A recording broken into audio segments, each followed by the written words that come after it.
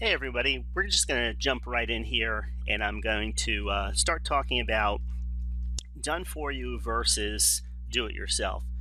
So when I first got started back in the late 1990s or just after the mid 1990s, there were there weren't any type of services like we see today.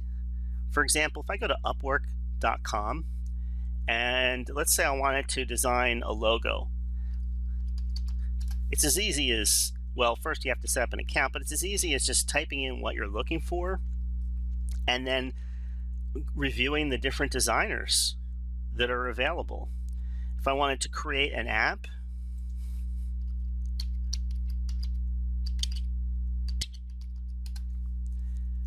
you just type it in.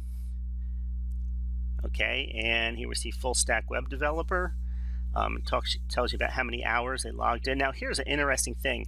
Back in the old days, basically you contacted somebody and you got a price, and then you kept your fingers crossed that they actually did the work that you hired them to do. Most of the time, you're going to put down a deposit.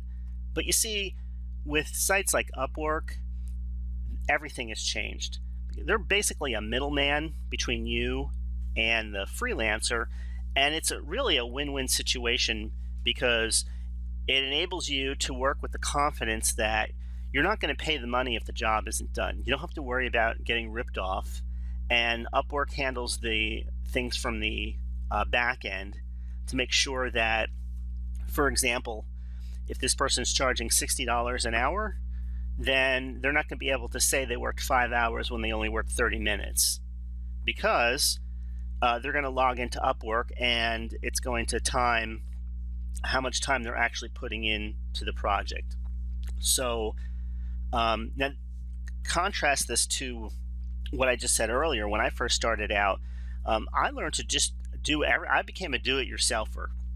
I always was a do-it-yourselfer, and I have to tell you now, looking back, and that was about 17, almost 18 years ago when I first got started online, there's something to be said about doing things yourself, but there comes a point where you have to realize that, okay, even if, let's say you decide you don't need a fancy logo, you're going to buy some logo software and do it yourself. That's fine if you really enjoy the process of graphics and it's something that you think you may want to do again. But for the most part, by the time you learn, and I'm saying this for most things, not all things, by the time you buy the software you need, by the time you learn all the how-tos that go along with it, by the time you do it enough times that you actually become proficient, if it's not something you're going to do again and again and again and again, then you're actually losing money and losing time learning how to do all these things yourself. For example, when I first started out, my first website was called howtobooklets.net. And on that site, I created a course on how to sell booklets offline, the paper and ink booklets. And I also offered booklets that I actually wrote that taught people how to do other things like buy a car and get the best price, just all how-to related materials. Well, if you saw that, and I don't have any screen captures or anything like that, excuse me, from the site, but if you saw the way that site looks today, I mean, I would be embarrassed to have that site online today. But I used what I had at the time. Now, if you compared what I had online in 1997 and 98 to what some of the top people in the industry had, then I was a whole level below. But my marketing was based around people knowing me. In other words, I was the brand. And I wrote a newsletter. I participated in forums. So when people came to my site to buy things, I wasn't an unknown quantity. But there were other people who took what's called the, what I like to call the CEO approach to it. In other words, they offered products and services, but they didn't do any of the programming. They didn't design their websites. They didn't invest time in learning how to do all the technical aspects of building an online business. I did. And as a result, I mean, they zoomed past me from 1997 to 1999 because They were hiring people who are already expert copywriters, expert web designers, and I was trying to do everything myself. Now, fast forward to today, and over the past 17 years, there's things that I've learned how to do, and I can compete with, I would say, the top 10% in that particular niche for those type of technical things. And I can build my own website. I can design my own logos. I can write my own sales copy. But even though I can do it, I don't always choose, depending on what the project is, to do everything myself all the time anymore, simply because I value time more. I mean, it's funny, when you're in your 20s, you think you have forever. When you're in your 30s, you don't think you have forever, but there's a sense that you've got a certain amount of experience under your belt and everything's going to work out fine. By the time you hit your 40s and up, then the realization hits you that, wow, time passes a lot faster than I was anticipating 10, 20 years ago. And the next 10, 20 years are going to fly by. So your options are learn how to do it yourself, and just realize that whatever it is that you like doing or that you are going to do, you're going to have to invest in continuing education, because the internet of tomorrow isn't going to look like the internet of today. Just like the internet of today doesn't look like the internet of yesterday. Technology changes, styles change, and do you have to keep up with the times? I think absolutely you do, at least to some extent, because there's always new people who don't know who you are, who've never been exposed to your products and services before, and the first impression will always be an important one. So, looking on the low end of this, hiring experts, you can go to a site like Fiverr, for example. And let's say you're looking for somebody to create, let's find here, ad services.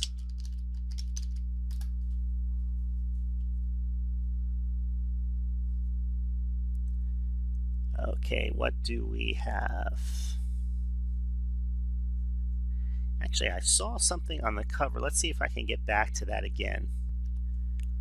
Okay, here we are on the outside.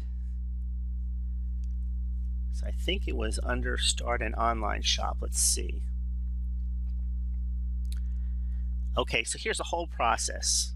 From people who design your logos to the picking a platform. I always suggest WordPress unless you're really going to sell a lot of stuff.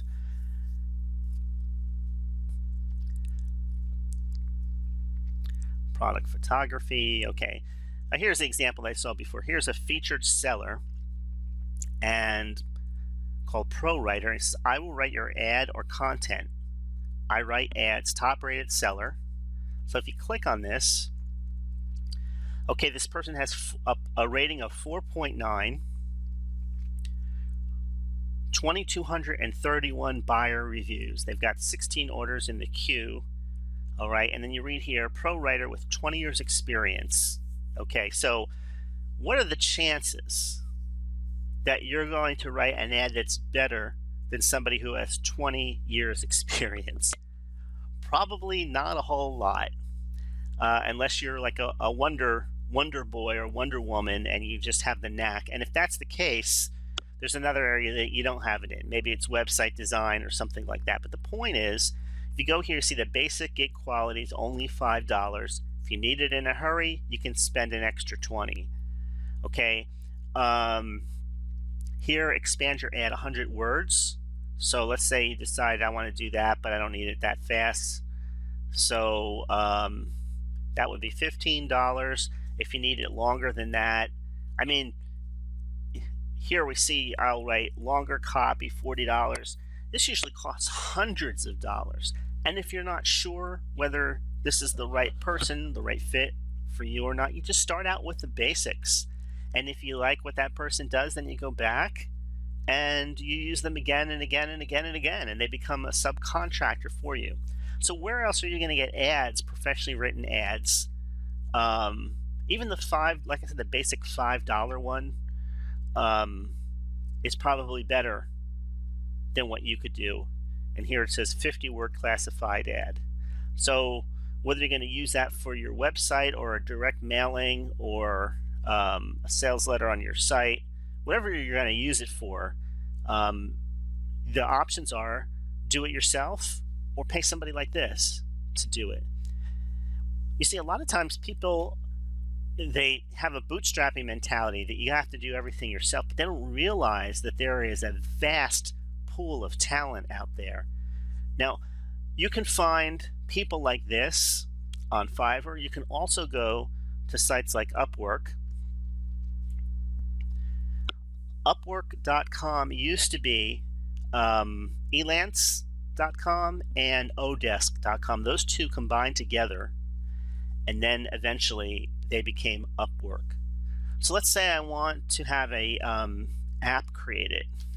Maybe I'll just type create an app in here and see what comes up. Okay, so here we have the people. This person is $60 an hour, and I'm not sure if I said this before or not in previous comments that I've made, but you don't have to worry about people not doing the job with a service like Upwork or even Fiverr, because if the job isn't done, the person doesn't get paid. You don't have to worry about losing your money. Also, you don't have to worry about them gaming the system, because they're going to log into the system here, let's say in Upwork.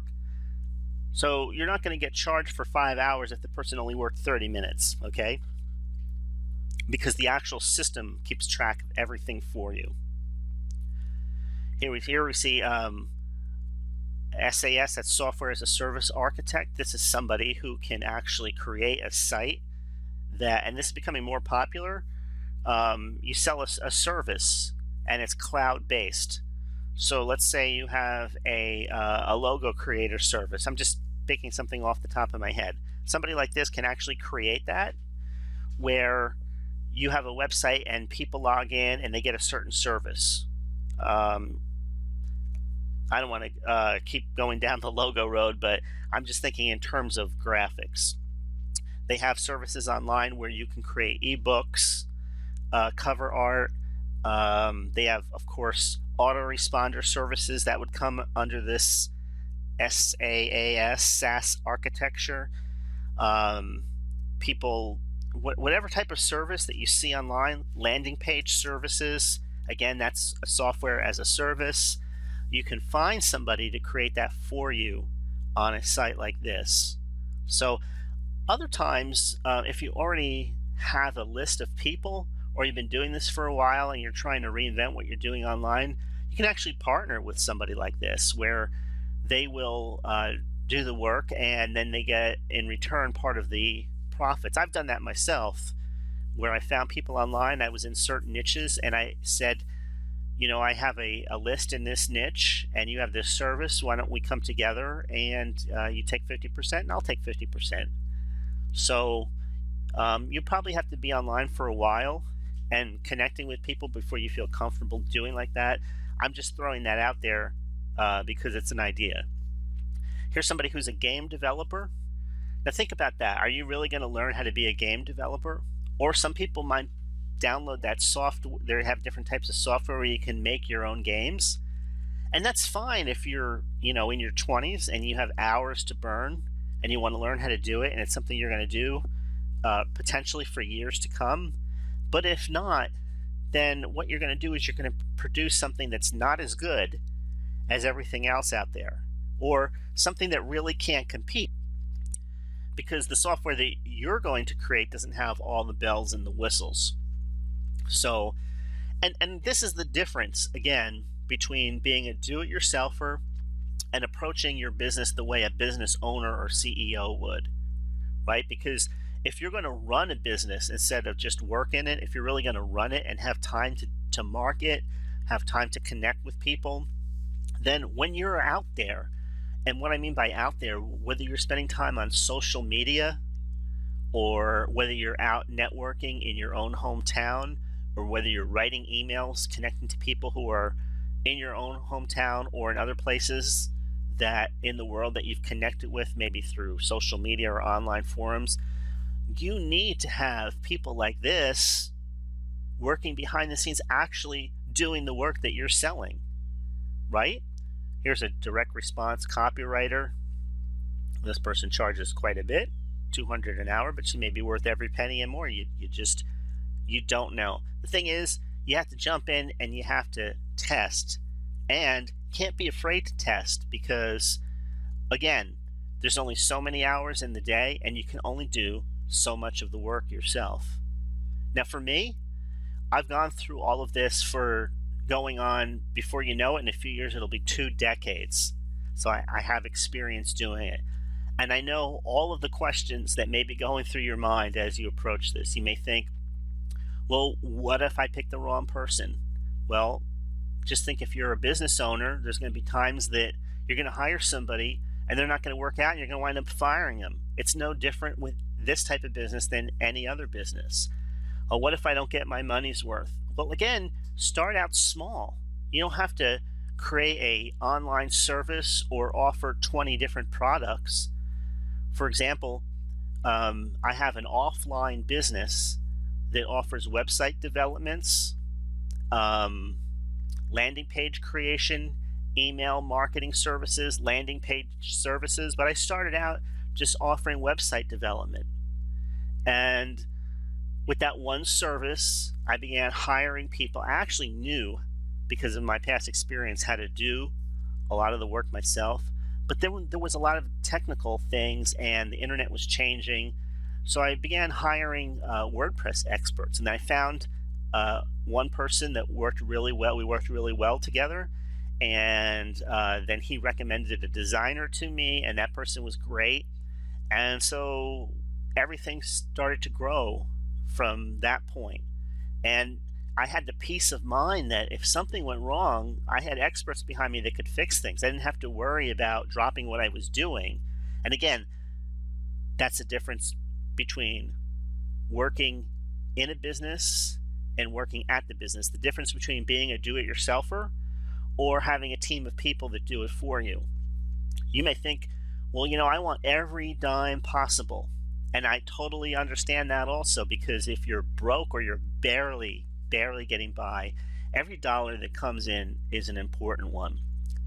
And from that respect, having to deal with the pressures that accompany that type of situation, I understand you want to do things on your own. But as soon as you're able to hire somebody to take that pressure off, take that time you would have invested in doing the actual work and go out and get more business. And if you're not comfortable doing it, I got to tell you, 99 out of 100 people aren't comfortable doing it when they're first starting out. That's absolutely normal. You don't become comfortable at anything until you've done it again and again and again. So other people have done it. You can too. Other people work through the fear. They work through not being comfortable. So are you going to sit there and allow fear to dictate what you're going to do or what you're not going to do? Are you going to keep allowing fear to hold you down and keep you back, and you make one excuse after another? I hate to admit it, but in certain areas in life, I've been there myself. And then suddenly I got to the point where I got mad and I decided, you know what? I've never done a project like this before, but I'm going to do it. I'm not going to have the regret of looking back and wondering what would have happened if I hadn't been afraid to pull the trigger on that project, and I'm going to go ahead and do it.